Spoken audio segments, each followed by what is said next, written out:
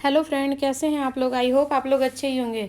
आज मैं आपके साथ शेयर करूंगी एक ऐसी रेसिपी जो कि बिहार में काफ़ी फेमस है। और सर्दियों के मौसम में इसे तो अक्सर ही बनाया जाता है। और ये बिहार की काफ़ी फेमस डिशों में एक डिश आती है जिसका नाम है लिट्टी चोखा। तो चलिए मैं आज इसकी रेसिपी शेयर करूंगी, जिसे भी कि बनाना बिल्कुल भी आसान है। और इसे मैंने गैस पे ही बनाया है और कोई भी झंझट नहीं है इसे बनाने में। इसके लिए क्या करेंगे, सबसे पहले हम चोखा की तैयारी करते हैं।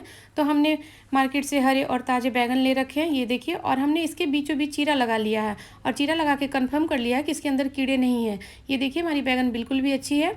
फिर इसके चारों ओर हमने तेल, सरसों की जो है 2-4 बूंद तेल लगाई है। और तेल लगाने के बाद हम क्या किए हैं, इसके एक साइड में हमने एक चीरा और लगाया है और उसे हम उसमें हमने 2 हरी मिर्च भी डाला है। इस तरह से हमें उसके अंदर 2 हरी मिर्च भी डाल देनी है। और फिर हमने इसके दूसरे साइड भी एक चीरा लगा लिया है इस तरह से। और हमने लहसुन की 2 कलियां छील के रखी हुई थी। और हमारी जो लहसुन की 2 कलियां हैं ये काफ़ी मोटी मोटी हैं और ये 4-5 कलियों के बराबर है। आप चाहें तो लहसुन की कलियां और भी ले सकते हैं। और इसे भी हमने इस चीरे के अंदर से इस तरह से डाल दिया है। फिर हम जो टमाटर रखे हुए थे उसमें भी हमने सरसों की थोड़ी सी तेल लगा ली है। और इन सभी में तेल लगा के फिर हम इसे गैस पे क्या करेंगे, एक स्टैंड रख के, और हमने गैस की फ्लेम को लो रखा है। और लो रख के उस पर हम इसे अच्छी तरह से आहिस्ता आहिस्ता धीरे धीरे उलट पलट के पका लेंगे। इस तरह से हमें इसे जल्दीबाजी में नहीं पकाना है। हम जल्दीबाजी में पकाएंगे और गैस की फ्लेम को अगर हाई कर देंगे तो ये बिल्कुल भी नहीं पकेगी और ये जल जाएगी पूरी तरह से और कच्ची की कच्ची रह जाएगी। इसलिए हमें इससे आराम से धीरे धीरे करके उलट पलट के हमें टमाटर को भी उलटना पलटना है और बैगन को भी उलटना पलटना है।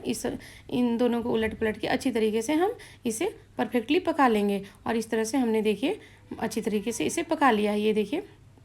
और चोखा बनाना तो बहुत ही मस्ट है, क्योंकि लिट्टी लिट्टी तो और किसी चीज़ के आप के साथ खा नहीं सकते हैं। इसके लिए तो चोखा ही चाहिए।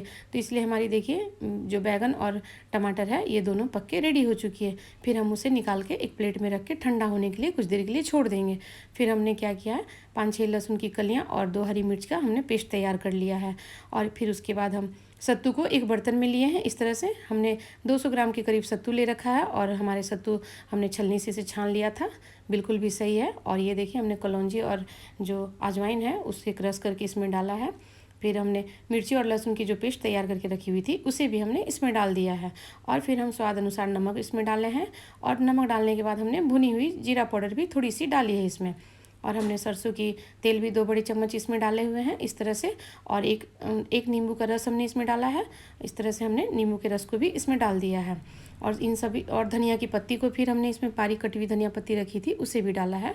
और हमने बारीक कटे हुए प्याज को भी इसमें डाला है। और आप चाहें तो प्याज को स्किप भी कर सकते हैं, लेकिन कोई कोई बात नहीं, प्याज भी इसमें डलाता है इसलिए हमने प्याज भी डाला है। और फिर आप इसे अच्छे से हाथों से मसल दें। इस तरह से हमें रगड़ रगड़ के इसे मसलना है। अगर आपको लगे कि ये ज़्यादा भुरभुरी है तो फिर आप इसमें थोड़ी सी पानी भी ऐड कर सकते हैं। हमने भी थोड़ी सी पानी ऐड करके इसमें डाला है। और अपने दोनों हाथों से इसे अच्छी तरह से रगड़ रगड़ के मसल दिया और इसका एक मिक्सचर तैयार कर लिए इस तरह से परफेक्टली। जो देखिए हमारी जो है सत्तू बन के बिल्कुल भी रेडी हो चुकी है। फिर हम बैगन हमारे जो पके हुए थे वो अब पूरी तरह से ठंडे हो चुके हैं। तो फिर हम क्या करेंगे, उसमें जो हमने चीरा लगा के लहसुन डाला था ना उसे हम इस तरह से निकाल लेंगे और निकाल के एक अलग प्लेट में रख लेंगे। और हमने मिर्ची को भी इस तरह से निकाल लिया है। और हमारी दोनों मिर्ची भी पक गई हैं और हमारी लहसुन भी पक गई हैं। और ये देखिए इसके छिलके भी हमने उतार लिया। इस तरह से बहुत आसानी से इसके छिलके निकल जाते हैं। और जब पूरी तरह से छिलके निकाल के और साफ़ सुथरे हमने बैगन को कर लिया है, फिर उसे हमने डंठल से अलग कर लिया है। इस तरह से हम डंठल से अलग कर लेंगे और एक अलग प्लेट में रख लेंगे। फिर से हम टमाटर को भी इसी तरह से छिलके साफ़ सुथरे पूरी तरीके से कर लेंगे। फिर इसे हमें अपने हाथों से इस तरह से हमें फोड़ लेना है। और हम टमाटर को अच्छी तरीके से, आप चाहें तो मैसर की सहायता ले सकते हैं। और देखिए हमने हाथों से अच्छी तरीके से इसे फोड़ लिया है। और फोड़ने के बाद फिर हम क्या किए, इसे बैगन के साथ हमने इसे मिला लिया है। और हमारी जो मिर्च थी वो भी पक चुकी है। हमें तो कच्ची मिर्च काटने की कोई ज़रूरत है नहीं।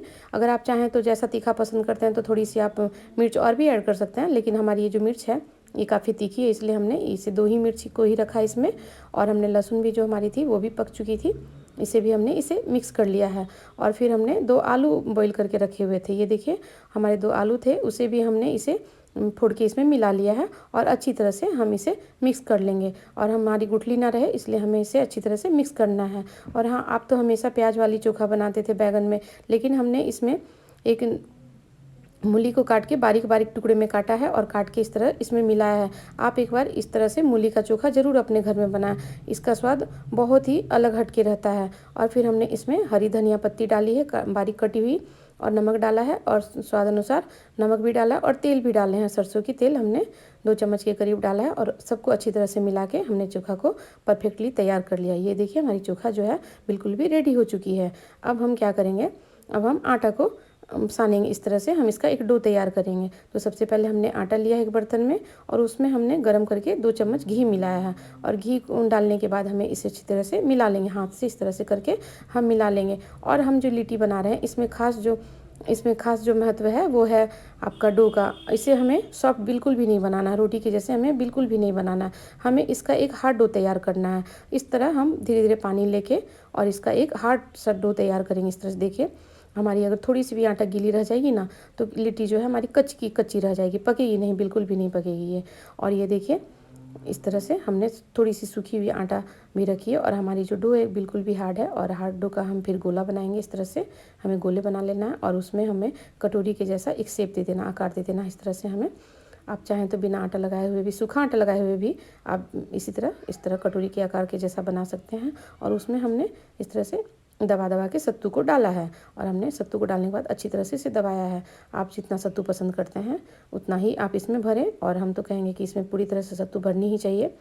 और इस तरह से हम इसे गोल गोल बना के एक गोला सा तैयार कर लेंगे।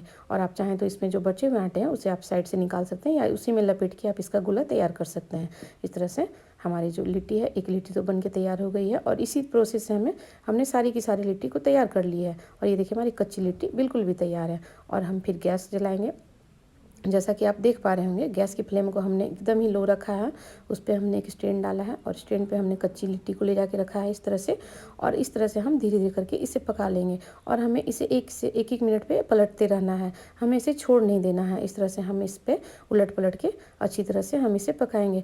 इस प्रोसेस में हमें 8 से 10 मिनट का टाइम लग ही जाता है। हमें 4 लिट्टी बनाने में 10 मिनट का टाइम लग ही गया है, क्योंकि हमने फ्लेम को देखिए लो ही रखा, और इसे अच्छी तरह से सभी तरह से सिझा रहे हैं। चारों तरफ से हमें पकाना है इसे, बिल्कुल भी हमें इसे कच्चा नहीं छोड़ना है, नहीं तो ये अच्छी नहीं बनेगी। ये देखिए हमें बिल्कुल भी अच्छी तरह से पका लेना है इस तरह से। और ये है ना बिल्कुल भी आसान, क्योंकि ना हमने इसमें उपले भी जलाने की कोई ज़रूरत नहीं है, और इसमें आपको कुकर में भी बनाने की कोई ज़रूरत नहीं है। इसी प्रोसेस से आप चाहें तो अपने घर में आसानी से ये लिट्टी आराम से बना सकते हैं। और हमने इसी प्रोसेस बहुत सारी लिट्टी बना के रख लिए हैं। ये देखिए हमारी सारी लिट्टी परफेक्टली सिक चुकी है, अंदर से भी पक चुकी है, और ये बिल्कुल भी खाने के लायक रेडी हो चुकी है।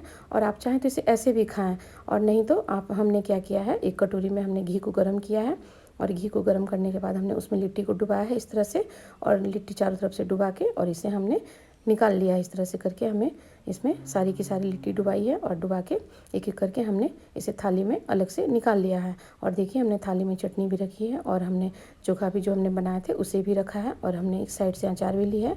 आप चाहें तो लिट्टी चोखा भी केवल खा सकते हैं, और इससे क्या होता है, घी में डालने के बाद इसका जो स्वाद है बहुत ज़्यादा ही बढ़ जाता है।